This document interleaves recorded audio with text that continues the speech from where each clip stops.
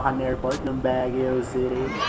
Kita-kita nyo naman na napakaluwang ng kalsada kasi ano pala to, Sunday lockdown. Nag-ride kami ng Sunday lockdown kaya walang katao-tao. Amin ang kalsada kaya chill na chill lang kami. May bihira lang naman kami makapag-ride ng dalawa kasi yun nga, quarantines. Kaya ito, medyo sinusulit na namin, nag-motovlog na rin kami.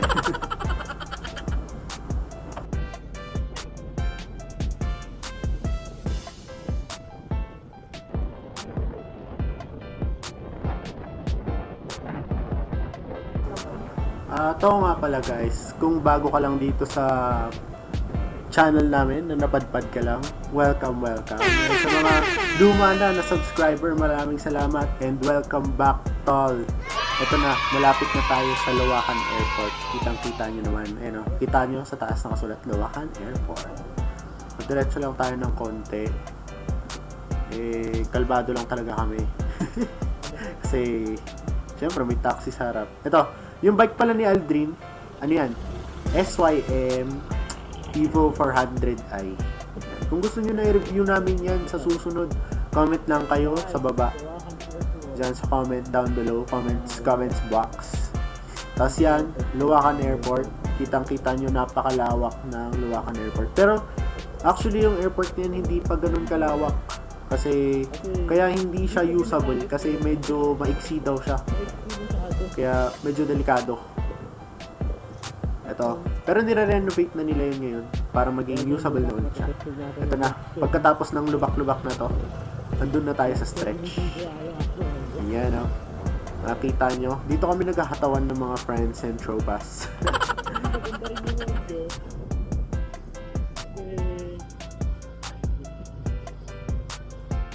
Hindi po ang video kapag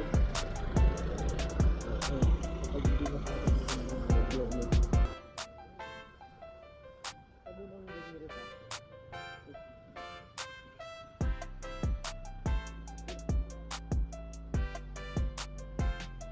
Ito, stretch din. Hanggang din ko.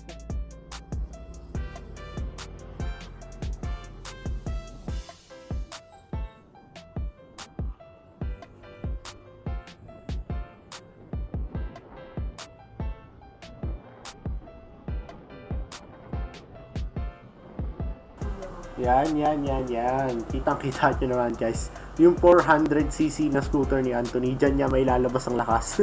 Sa against 125, yung top speed ko parang 100 something lang eh.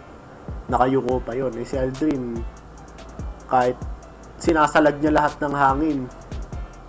Tingnan nyo naman, tuldok na lang siya doon, no? Napakalayo niya na. Ganun kabilis yung hataw talaga ng 400i na yan. Pang dulo talaga siya. Pero masayang mag-ride kasi di kami nag-iiwanan yan pag nag-ride kami. Shoutout sa'yo, Anthony Aldrin. Mag-isa ko kasi nagre-record ngayon dito sa bahay kaya yan. So yun, maiksi lang yung stretch. Saktong haba lang din. Siguro natapos lang agad sa amin kasi kita nyo naman yung takbo. Kaya yun, ayun na yung stretch na pinupuntahan namin kapag nandito kami sa Luwakan kasi hindi rin matiis. Gusto namin tumataw-hataws. Yun, tinuturo ko na hanggang saan lang ako. Sabi ko nasa lang ata ako, 90 something or 100. Yan. Ayun na yung dulo ng Luwakan Airport. Diyan na daw ata yung part na nire-renovate para mas lumawak pa siya. Tinuturo-turo ni Aldrin. Yan.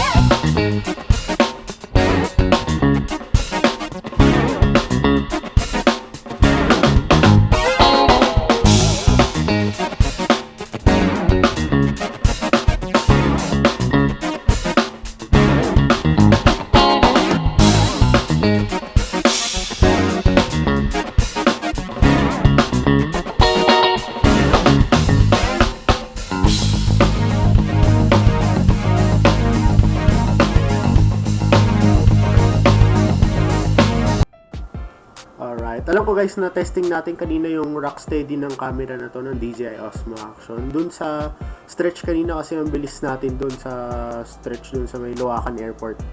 Ngayon, testing ulit natin dito. Yan. Kita nyo naman yung motor ni Aldrin dun, parang nagba-bounce-bounce na siya. Pero kahit ganun ka bouncy yung kalsada, talagang matagtag siya. May matagtag kasi mabilis. Nasasalag nung camera talaga. Kitang-kita nyo, napaka-smooth nung dating. Talagang kala mo naka-gimbal talaga siya. Napakaganda. Well done ang ginawa nila dito. Good job DJI. Yan. Pero ang downfall lang talaga kasi dito, ang talo lang tayo sa cropping niya. Compared sa GoPro Hero 8, which is mas mahal naman talaga. Ang cropping nun with super view on is 10% lang, which is wider dito sa DJI Osmo. Kasi sa DJI Osmo nasa 20% ang cropping niya. Kaya marami-rami ding parts ng frame ang tinatanggal nito. Pero okay lang naman, overall quality, colors, maganda, sharpness, maganda. Kitang-kita niyo yung mga signage na yan, no? Mga arrow na yan, mga puno. Nakikita niyo yung mga leaves niya ba? Parang ganoon. Napaka-sharp niya. Pati yung mga plaka ng mga sasakyan, talagang kuha niya. Crisp yung dating niya. Kaya guys, nagagandaan talaga ako sa quality ng camera na to. Perfect na perfect pang motovlog. That's it. Manood na lang muna kayo. Tignan natin kung ano pang outro namin dito. Kung may outro ba kami. Hindi ko pa kasi sure. Anyway, baba ko ulit ang microphone. Okay na, okay para sa akin. Natuwa ako sa ride natin. May ipot to, pang paswerte. Dito tayo sa kabila. May ipot din, no? Bale yun guys, maraming salamat sa panonood. Sana kita nyo kayo. Basta. Thank you so much for watching. Please like, comment, share, and subscribe. And like ko na rin yung page namin sa